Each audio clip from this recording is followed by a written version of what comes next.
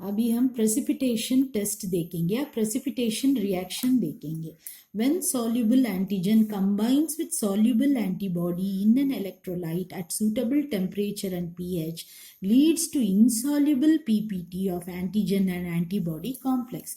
इसका मतलब क्या है? एंटीजन भी soluble होने का, एंटीबॉडी भी सॉल्युबल होने का. सॉल्युबल माने क्या? लिक्विड में घुल जाने का, उसको सॉल्युबल बोलते हैं. दोनों सॉल्युबल रहने का. अभी हम इनको इलेक्ट्रोलाइट NaCl में सूटेबल टेम्परेचर और सूटेबल pH में रखा तो वो प्रेसिपिटेशन फॉर्म करते हैं और वो प्रेसिपिटेशन इनसॉल्युबल रहता है, वो सॉल्युबल नहीं रहता है. नेक्स्ट, if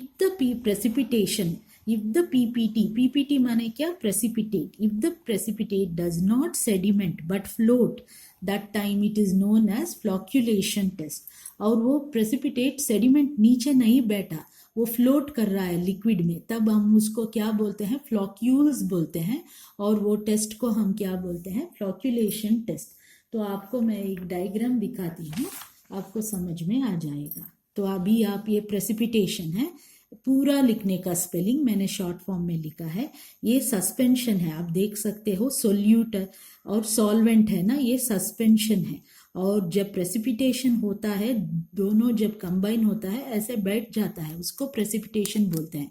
यही प्रेसिपिटेट सेडिमेंट नहीं होता, माने बैठता नहीं, पर ऐसे करके फ्लॉक्यूल्स, क्लाउड्स, थोड़ा क्लाउड्स का जैसा दिख रहा है तो बादल का जैसा ही, तो वो फ्लोट हो रहा है, उसको फ्लॉक्यूल्स बोलते हैं. इसको हम फ्लॉक्यूलेशन बोलते हैं.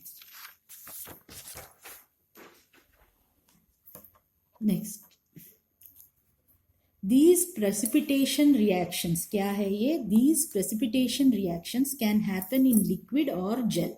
ये लिक्विड में भी हो सकते हैं और जेल में भी हो सकते हैं. जेल माने क्या? अगार, अगरोस एक्सेट्रा, बहुत सारे जेल रहते हैं. मैंने 2 ही एग्जाम्पल दिया है.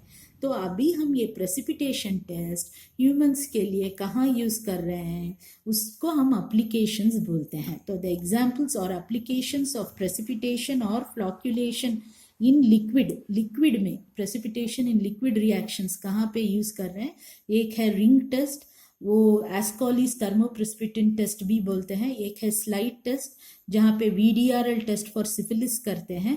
एक है ट्यूब टेस्ट, वो उसको कान टेस्ट बोलते हैं, उसको भी हम सिफिलिस में ही करते हैं. सो इन सब का प्रिंसिपल ऊपर हमने जो बताया वही है. तो ये सभी क्या है? प्रेसिपिटेशन इन लिक्विड है. अभी हम जाएंगे मैकेनिज्म ऑफ प्रेसिपिटेशन को. तो मैकेनिज्म ऑफ प्रेसिपिटेशन में हमें जोन फेनोमेना आना चाहिए. क्या है अभी इसमें? The amount of precipitate formed is dependent on the amount of antigen and antibody present. तो अभी कितना प्रेसिपिटेट बनता है, ऐसे वाला कितना प्रेसिपिटेट बनता है, ये किसके ऊपर डिपेंड रहता है? कितना एंटीजन है और कितना एंटीबॉडी है, उसके ऊपर कितना प्रेसिपिटेट बनता है, वो उसके ऊपर डिपेंड रहता है. या प्रेसिपिटेट बनता ही नहीं, या प्रेसिपिटेट थोड़ा बनता है, ये सब कुछ किसके ऊपर डिपेंडेंट है? कितना एंटीजन और एंटीबॉडी है. तो हम यहाँ पे क्या लिया है? बहुत सारे टेस्ट ट्यूब्स लिए हैं, और जो ये येलो फ्लूइड है वो एंटी सीरम है. तो फिर आपको बता रही हूँ, एंटी सीरम माने क्या? एंटीबॉडी. एंटी सीरम माने क्या? एंटीबॉडी. तो येलो फ्लूइड है, एंटी सीरम है. और इसमें हम जो डॉट डॉट देख रहे हैं वो एंटीजन है, उसको हम इंक्रीजिंग कॉन्सेंट्रेशंस में डालते गए. तो ऐसे ऐसे इंक्रीजिंग कॉन्सेंट्रेशन माने यहाँ पे 1 ml डाला तो यहाँ पे 2, यहाँ पे 3, 4 ml, 5 ml, 6 ml, 7 ml, ऐसे एंटीजन को डालते गए. तब क्या दिखा? ये जो मिडिल टेस्ट ट्यूब्स में है, यहाँ पे प्रेसिपिटेशन हुआ. क्यों हुआ यहाँ पे प्रेसिपिटेशन? क्योंकि एंटीजन और एंटीबॉडी इक्वल थे. यहाँ पे क्या एंटीजन, यहाँ पे एंटीबॉडी बहुत सारा था. हम यहाँ से शुरू किए एंटीजन डालना, यहाँ पे 1 ml डाले, 2 ml ऐसे करके डाले. तो यहाँ पे कौन? एंटीजन कम है, 1 ml ही है, और इतना सारा एंटीबॉडी है. तो इंक्रीज होता होता गया, यहाँ पे दोनों इक्वल हो गए. और यहाँ पे क्या देखते हो? यहाँ पे एंटीजन बहुत ज़्यादा हो गया, एंटीबॉडी कम हो गया. तो जब भी एंटीजन और एंटीबॉडी इक्वल नहीं रहते हैं वहाँ पे प्रेसिपिटेशन होना बहुत ही मुश्किल है। तो यहाँ पे भी प्रेसिपिटेशन नहीं होता, कहाँ पे, जहाँ पे एंटीबॉडी एक्सेस है। ठीक तरह से सुनिए, कंफ्यूज मत हुइए। यहाँ पे क्या हो गया, लास्ट में एंटीजन एक्सेस हो गया, तो आपको थोड़ा तो यहाँ पे दिख रहा है, यहाँ तो पूरा नील जीरो है रिएक्शन। तो जब एंटीजन एक्सेस रहता है, इसलिए हम ये ऐसे ड्रॉ किया है, तो जब एंटीजन एक्सेस रहता है रिएक्शन दिखता ही नहीं है। जब एंटीबॉडी एक्सेस रखता है थोड़ा तो दिखता है, जब वो इक्वल रहते हैं तब पीपीटी फॉर्म होता है। तो इसको हम क्या बोलते हैं, जोन ऑफ एंटीबॉडी एक्सेस, इसको हम प्रोजोन बोलते हैं। ये जोन ऑफ इक्वलेंस है, और ये जोन ऑफ एंटीजन एक्सेस है, या पोस्ट जोन बोलते हैं। तो एंटीजन एक्सेस हुआ तो क्या दिखता ही नहीं है, थोड़ा बहुत भी नहीं दिखता। तो क्यों यहाँ पे हमको प्रेसिपिटेशन दिखता है, क्योंकि जब एंटीजन और एंटीबॉडी इक्वल रहते हैं तब वो लैटिस फॉर्मेशन करते हैं, और ऑल्टरनेटिंग भी बॉन्डिंग होता है, तब लैटिस फॉर्मेशन होता है, इसलिए यहाँ पे पीपीटी दिखता है। उसको मैंने ऐसे ये डायग्राम में एक्सप्लेन किया है। तो यहाँ पे आप देख सकते हो एंटीबॉडी एक्सेस है, ये ब्लू वाला एंटीबॉडी है, एंटीबॉडी एक्सेस है, और एंटीजन कम है, तो यहाँ पे भी प्रेसिपिटेशन उतना नहीं दिखता। यहाँ पे इक्वल है एंटीजन एंटीबॉडी, तो क्या हो गया, यहाँ पे लैटिस फॉर्मेशन हो गया, ऑल्टरनेटिंग एंटीजन एंटीबॉडी से लैटिस फॉर्मेशन हो गया, इसलिए पीपीटी दिख रहा था। यहाँ पे क्या ज्यादा है, एंटीजन ज्यादा है, रिएक्शन ही नहीं दिखता। तो यहाँ पे लिखा है precipitation results when lattice is formed by alternating antigen and antibody. अभी हम इसको अगर हम ऐसे इंक्रीजिंग कॉन्सेंट्रेशंस ऑफ एंटीजन डाल के अगर हम इसको ग्राफ में डालेंगे, प्लॉट में किया, तो if plotted on graph we get ascending part, वो उसको हम प्रोजोन बोलते हैं। वी गेट अ पीक, वो जोन ऑफ इक्वलेंस होता है, और डिसेंडिंग पार्ट एक रहता है, उसको हम पोस्ट जोन बोलते हैं। तब जब हम उसको ग्राफ में डालते हैं। नेक्स्ट हम जाएंगे importance of Prozone phenomena. Prozone माने क्या, ये वाला फर्स्ट क्या है प्रोजोन, ये जोन ऑफ एंटीबॉडी एक्सेस। तो उसका इंपॉर्टेंस क्या है, जब भी सीरा माने सीरम, वही एंटीबॉडी, वो अगर rich in antibody can give false negative PPT unless dilutions are made. इसका मतलब है अगर एंटीबॉडी बहुत ज़्यादा है तो फॉल्स नेगेटिव रिएक्शंस भी दे सकता है।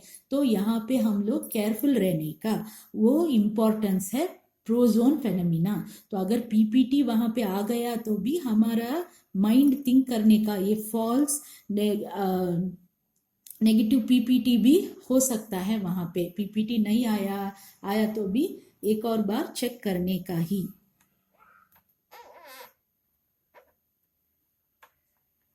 नेक्स्ट हम जाएंगे प्रेसिपिटेशन इन जेल।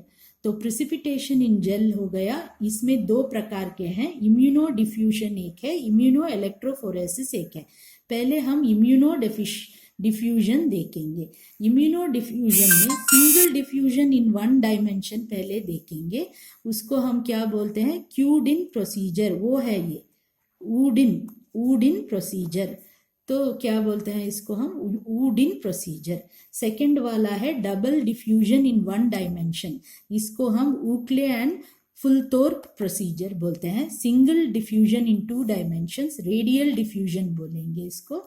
ये है double diffusion in to dimensions, इसको ऊचटरलोनी प्रोसीजर बोलेंगे। अभी इनको देखेंगे, समझ में आ जाएगा।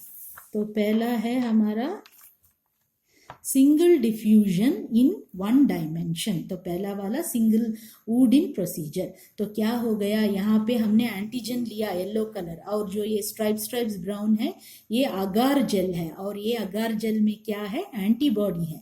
तो ऐसे करने से ये एंटीजन ऐसे मूव करता है और यहाँ पे प्रिसिपिटेट करता है।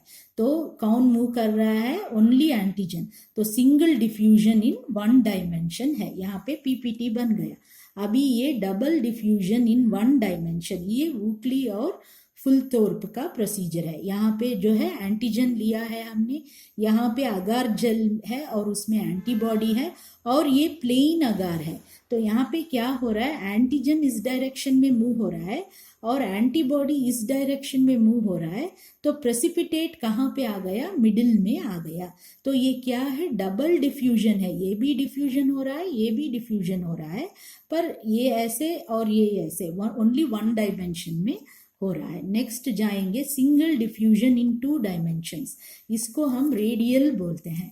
यहाँ पे ऐसे प्लेट वाला लेते हैं, उसमें अगार रहता है, ये ब्राउन वाला अगार, वो अगार में एंटीबॉडी रहते हैं, और इस जो है वेल्स है, ये क्या है, वेल्स है, और ये वेल्स में हमने क्या रखा है, एंटीजन को डाला है। वो येलो कलर डाला है, वो नहीं दिख रहा है आपको, तो वो वेल्स में हमने क्या डाला है, एंटीजन डाला है।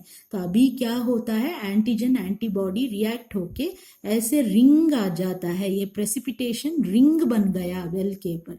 तो यहाँ पे देख सकते हो रिंग बहुत बड़ा है, यहाँ छोटा, थोड़ा छोटा, और यहाँ तो नहीं है क्योंकि यहाँ पे एंटीजन कॉन्सेंट्रेशन बहुत है। तो यहाँ पे इससे भी कम और इससे भी कम, इससे भी कम, तो इसको हम बोलते हैं सिंगल डिफ्यूजन इन 2 डायमेंशंस। अभी हम आ रहे हैं कौन सा, डबल डिफ्यूजन इन 2 डायमेंशंस, इसको हम क्या बोलते हैं, ऊस्टर-लोमी, ऊस्टर-लोमी। तो ये क्या हो गया है, ये एक प्लेट है, तो अभी क्या हो जाता है, ये अगार का प्लेट ही है, तो ये सेंट्रल वेल्स है, क्या है, बड़ा वाला सेंट्रल वेल्स है, और इसमें हम एंटी सीरम डाला है, एंटी सीरम माने क्या, एंटीबॉडी डाला है, और ये जो येलो, ये छोटे छोटे वेल्स है, ये हर वेल के सराउंडिंग रहते हैं। हमने ऐसा 2 ही एडजेसेंट वेल लिया है, हर वेल्स के सराउंडिंग रहता है, इसमें हम एंटीजन डाला है। जब अभी क्या होता है, रिएक्शन होता है, अगर ये एंटीजन, ये दोनों एंटीजन रिलेटेड है सोचो, तो तब ये प्रेसिपिटेशन लाइन फ्यूज होता है। अगर ये दोनों एंटीजन अनरिलेटेड है तो ये प्रेसिपिटेशन लाइन पार्शियल रिलेटेड है, ये सॉरी सेकेंड वाला क्या है, पार्शियल रिलेटेड है, तो ये लाइंस ऐसे फ्यूज होता है। ये फुल्ली अनरिलेटेड है, ये भी दूसरा है, ये भी दूसरा, नो रिलेशन, तब क्या हो जाता है, प्रेसिपिटेट लाइंस क्रॉस होते हैं। तो ये फुल्ली रिलेटेड है, ये पार्शियली रिलेटेड एंटीजन्स है, ये फुल्ली अनरिलेटेड एंटीजन्स है, तो आपको इसमें मालूम हो जाएगा। So if the antigens are related, the PPT, so if the antigens are related, the PPT formed fuses. The antigens are partially related and these are not related. तो ये हो गया हमारा जेल में। अभी हम इम्यूनो इलेक्ट्रोफोरेसिस को जाएंगे। हमने देखा है यहाँ पे इम्यूनो डिफ्यूजन देखा, अभी इम्यूनो इलेक्ट्रोफोरेसिस देखेंगे। तो इम्यूनो इलेक्ट्रोफोरेसिस में क्या है, क्या किया है हमने, एक सेमी सॉलिड अगार लिया है, semi solid agar glass slide is taken, a well for antigen and a trough for anti serum is cut. माने ये एक वेल कट किया है एंटीजन के लिए, और ये ट्रफ कट किया है किसके लिए, एंटी सीरम माने एंटीबॉडी के लिए।